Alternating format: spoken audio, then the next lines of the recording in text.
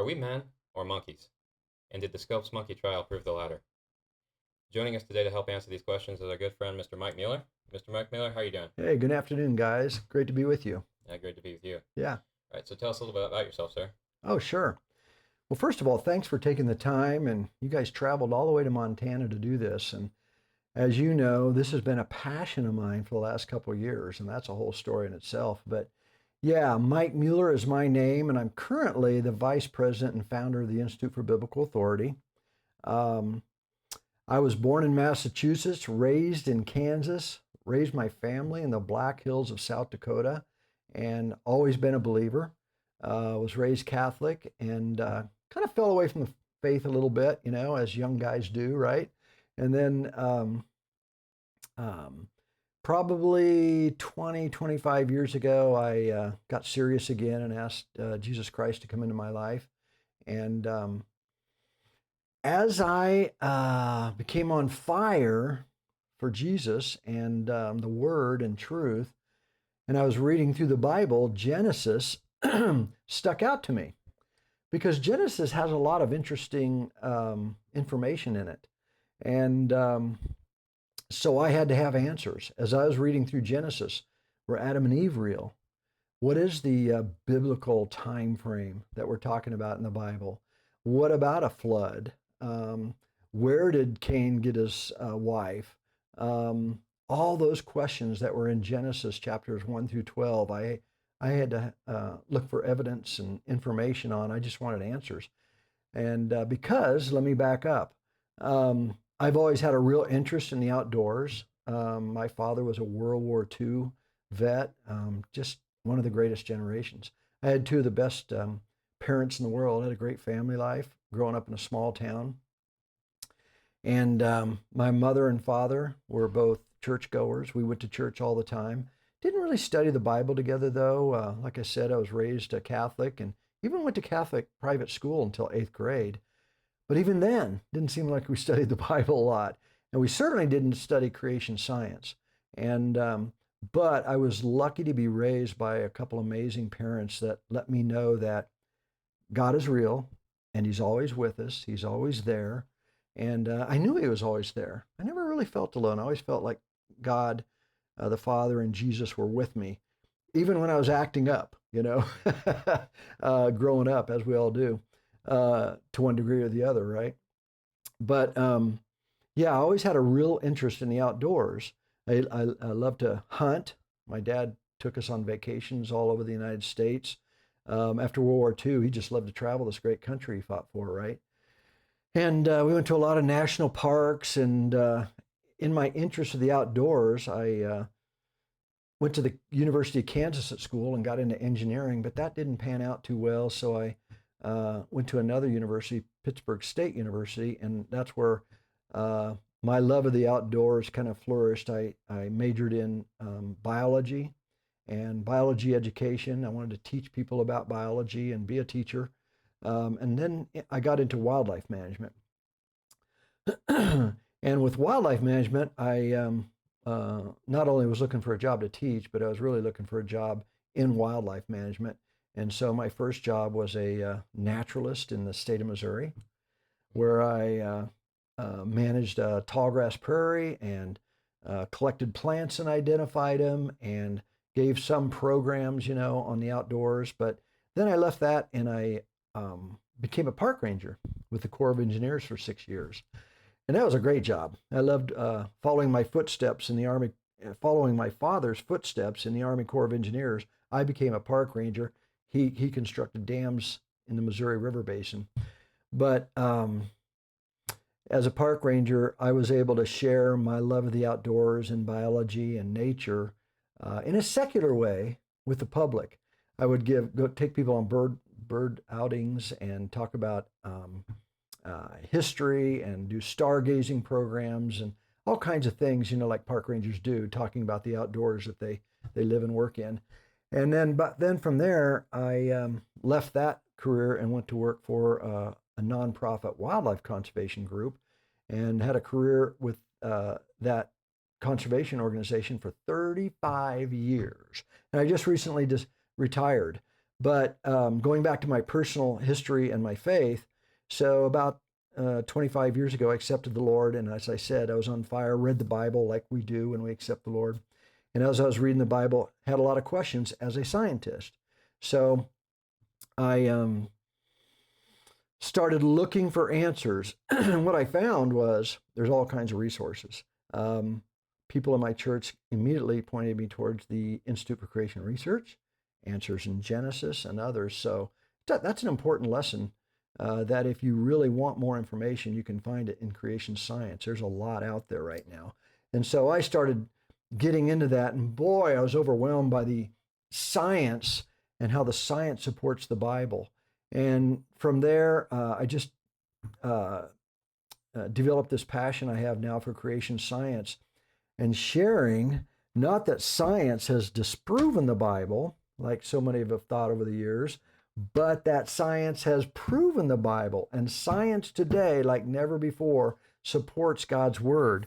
And as a believer and as a scientist, that's exactly what I was hoping to find. So I was just so satisfied with everything I read. It seemed like everything pointed to the authority of God's word, and the science in all disciplines, geology, genetics, biology, cosmology, chemistry, all the scientific areas and fields of interest, they all point to a creator. But you have to do your homework. And so anyway, because of that, I and some other friends, Dr. Horton, whom you met, we started a nonprofit organization, the Institute for Biblical Authority. And that is where we go out in this part of the country in the Northwest and bring speakers and resources to people in churches and schools and various communities to try to share some of that science that supports the Creator and supports the truth of God's Word. So that's a little bit about me. I don't know if I missed anything. Was there any other things that you might be interested in? I think that's awesome, sir. Good. Thank you. Thank you so much. You bet. Now, at the intro, we mentioned the Scopes monkey trial. Mm-hmm. Could you give us some of the historical background behind that? You bet. Yeah, first of all, how my interest began in the Scopes monkey trial. So as I'm exploring all the resources out there, ICR, AIG, and as our group developed, the Institute for Biblical Authority, it was just amazing the people that I started meeting. Michael Ord, Bruce Malone with Search for the Truth Ministries, and others. You can't name them all, but there's so many. The Scopes monkey trial kept popping up. I'm reading about it in this devotional or in this article or this or that. And then a book came out about it. Not a very good book, but it was about the Scopes monkey trial. I think Greg Jarrett from Fox News wrote. Not a great book, more, actually, it kind of supported some things that didn't excite me too much and more about Clarence Darrow and other things, but wouldn't recommend it necessarily. But then one evening, I'm camping in Yellowstone National Park, actually visiting Yellowstone National Park, and in the middle of the night pops up Inherit the Wind, the horrible movie about the Scopes monkey trial history. And I'm thinking, God just, he'll do that when he wants to get your attention. The Scopes monkey trial just kept coming up and coming up and coming up. And then I go to visit my daughter in Nashville, Tennessee, and I go to the museum, the Gospel Music Museum, Hall of Fame, and there on the wall is a Scopes monkey trial display. And then I found out it happened in Dayton, Tennessee, right down the road from where my daughter is a professor at Belmont University. And so it just kept popping up. And so I just started looking it up, and I got really interested in the trial. First of all, the movie, Inherit the Wind, wouldn't recommend it for anybody. Everything in that movie, practically, just the opposite in reality happens. So you can't take the movie as historical fact. But so then I decided to go to Dayton, Tennessee. And I went to Dayton, Tennessee. And when you go to Dayton, Tennessee, and you want to study the Scopes monkey trial, you inevitably go to the Ray County Courthouse. That's where the trial happened 100 years ago, this year, 1925.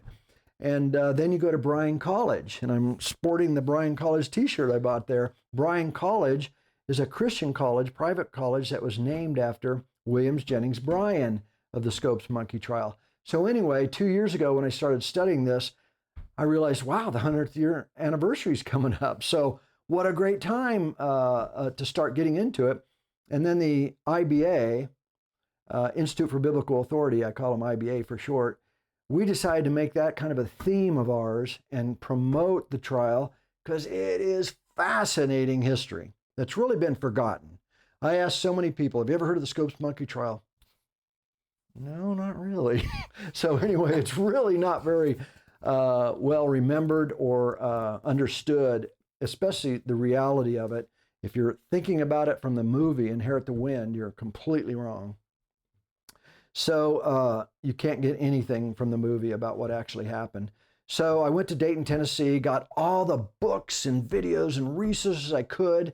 When you go to the actual courthouse, it's a beautiful courthouse. And it's on the National Historical Site. And you go down in the basement, there's a museum. And so you can learn about it there. So I went there, spent several days, fell in love with the town of Dayton. And believe it or not, even at Bryan College, I went up to the receptionist and I said, wow, I bet this is an exciting time for Bryan College, right? She was a young gal like you guys. And she goes, yeah, I guess. And I go, do you know what next year is? And she goes, not really. It's the 100th anniversary of a pretty big event around here. And she didn't have a clue. I'm like, you're at Bryan College. So anyway, they weren't really getting into the 100th anniversary yet, but eventually they did. And this year they're doing things at Bryan, and there's some things going on about the 100th anniversary, not just IBA, but lots of other things are picking up on it. So that's good because it's history we should all remember. So that was just a long story about my history with it, Stone, and how I got fascinated with it. Then when I got into it, it's like anything. When you get into something, you need to go to the original documents. So I read a lot of books, and some are more true than others, but I got the original text of the trial. And this is really funny. When I was at Dayton, Tennessee the first time, I went down and I talked to the historian there, and really great people. And I said, I want everything you've got on Scopes Monkey Trial. She goes, okay, it's all downstairs. So there was nobody in the museum. So I walked downstairs and I'm looking around, and there's some things on this counter. And so I'm looking around and I open the door down below and there's some stuff down there. So I'm on my hands and knees, literally digging stuff out of the basement of the museum, though, where it was located. And I found this video, and it was done like 20 plus years ago. And it's the most accurate compilation of the history I've ever seen. So I just watched that the other day again. It's a fascinating, accurate representation of the Scopes Monkey trial and everything that happened. So I got that and all these other resources, and just started diving in. And I bet I've come up with maybe 10, 20 different presentations, because you would learn something and you're so excited about it, you want to get the truth out there, learn more, then you change it and you adapt it and whatever. So it's been quite a journey to get me to this point. And now I have picked up a lot on the history. So you asked me about the history of the trial. I guess that was really the first question, the background of the trial. Not just how I became interested in it, but the background of the trial happened in the 1920s in this country. And in the 1920s, there was a lot going on. We think about 100 years ago, back was happening then, Prohibition. There was people moving from the country to big cities. There was the jazz era. There was more wealth and coming into the country, and music, all kinds of cultural and societal changes going on in the country. Like today, we think things are changing, but boy, back then they were really changing.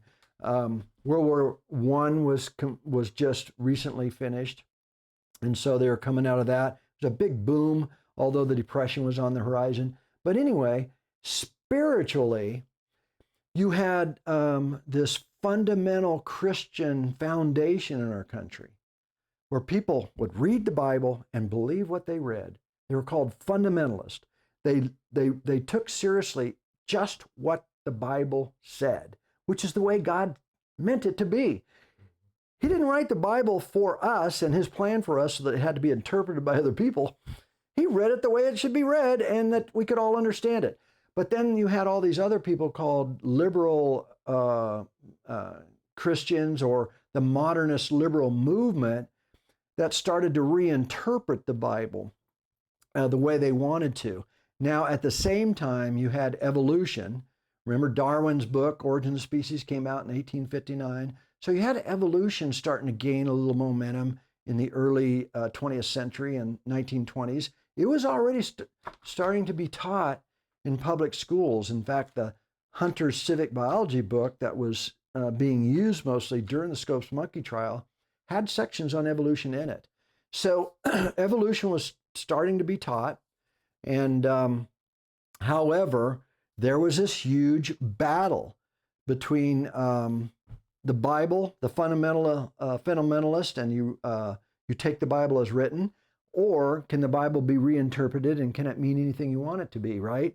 So there was this kind of battle between creation and evolution, between the book of Genesis and Darwinism, and also this trial, freedom of education, academic freedom was coming up too. So what should be taught in the public schools? Should you be teaching evolution in public schools, and Christianity or biblical facts? Should they both be taught, or one or the other? And so there was this big conflict going on across the country, and this was in the Bible Belt. Remember, Tennessee, down there where there was a lot of very strong Christians, fundamentalists. So it was about academic freedom, and parents back then, like still today, parents who paid taxes wanted to have a say in what was taught in the public schools. But this evolution had creeped in, and this evolution was starting to gain hold. And as we'll talk about, the trial brought these experts in evolution to trial to try to prove evolution, and it became a trial about creation versus evolution. Now, when you ask about the background of the trial, 1925 or so, there were a lot of states making laws that they didn't want evolution necessarily taught, but they wanted creation to have a foothold in the public schools. And it was okay if evolution was taught as a theory, but not a fact. And so some of the states were kind of concerned about evolution being taught. So states were starting to pass laws. You could still teach evolution as a theory, supposedly, but they also were passing laws. And the Scopes monkey trial was about the Butler Act. And it was a law that stated you can teach evolution, but you can't teach anything that contradicts the divine story in the Bible of the creation of man, and otherwise teaches that man, you and I, came from a lower form of animals, right? Or lower form of life. So that was a law created by a legislator in Tennessee. And again, it was happening in other states. You know why Butler, the legislator, created this law and it got passed? And by the way, every little facet of this trial you could talk about for hours, so I'll try to just skim along the top. But the reason, this is interesting, and we'll talk about it later, the reason this law was so important to the legislator Butler, I think his name was John Butler, is that he heard a young person like yourself went off to college, and when they started learning about evolution and some of these other things, they came back, and that person had lost their faith in the Bible or their faith in Jesus because of the things they were taught in public schools or public educational systems. So he was concerned. So he was like, we don't want anybody teaching anything against the divine story of creation, right? So that law was because there was a fear back then that evolution, if it was taught, would weaken faith. And boy, has it happened today. I'll just throw this statistic out here now. I just saw this earlier today from a past survey. 88% of young people raised in churches lose their faith at the age of 18. These are 88% of people that are raised in churches. They lose their faith. Now, why? that's a whole other story. But basically because they think science has disproven the Bible, right?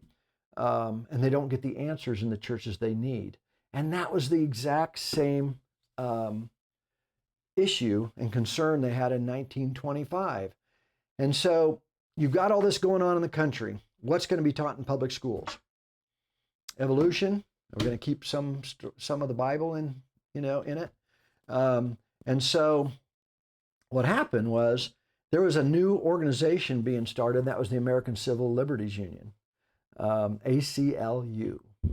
Started in the early 1920s. Actually the founders had a little bit of a communist tie or philosophy that they believed in. But they originally started out to protect people's rights, like where they worked, freedom of speech, those kinds of things. But then they became aware of these states passing these laws trying to dictate what could be taught in schools. A lot of people thought, which is interesting, that teachers ought to just be able to teach what they believe or just pick material.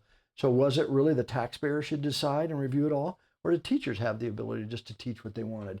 But anyway, so these legislators got involved and created these laws requiring certain things to be taught. They didn't like that, and so they wanted to go. They didn't like it when the government influenced academic freedom. So ACLU put out this challenge in the Chattanooga paper. They were looking for a teacher to test the Butler Act, okay? And some business people in Dayton, Tennessee saw this challenge by ACLU. And of course, you will hear that the Scopes monkey trial was a scam. It was a stunt. It was a publicity stunt. And it was. But God works in funny ways, right? So he took this publicity stunt, this stunt to bring business to a dying town, Dayton, Tennessee, and used it to really open up the discussion worldwide, globally. This trial was covered in China, I don't know, they covered it extensively because, I was thinking about it and heard this today, that the world is really interested in what America does. And when it comes to Christianity or our government or our education, everybody looks at us, right?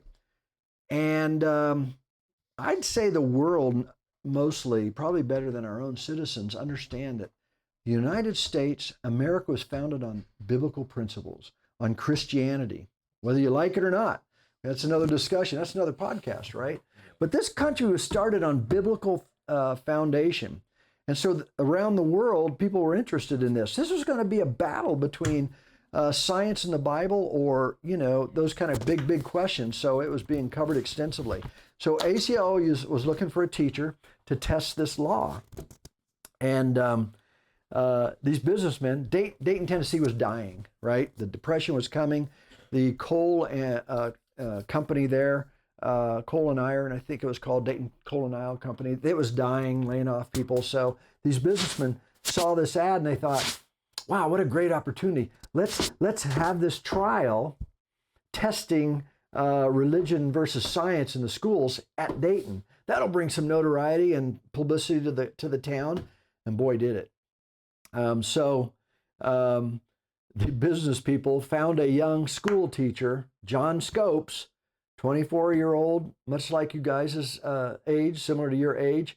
He was a math teacher and a coach, first-year teacher, and they talked him into being the teacher to test this Butler Act. And then once John Scopes was working with the businessmen and agreed to do it, they got a hold of ACLU, told them that we have a teacher. ACLU is going to use this teacher and pay all the legal bills to test the Butler Act and the Butler Law in court. And so that's how it all started in Dayton, Tennessee in July of 1925. A publicity stunt, but boy, it blew up into a worldwide event that was still reverberating today, still has impacts of what happened then today in our public education system, and as how people look at the Bible. But things have changed today, and we'll talk about that. So anyway, as I think about it, that's some background and history of how it all started.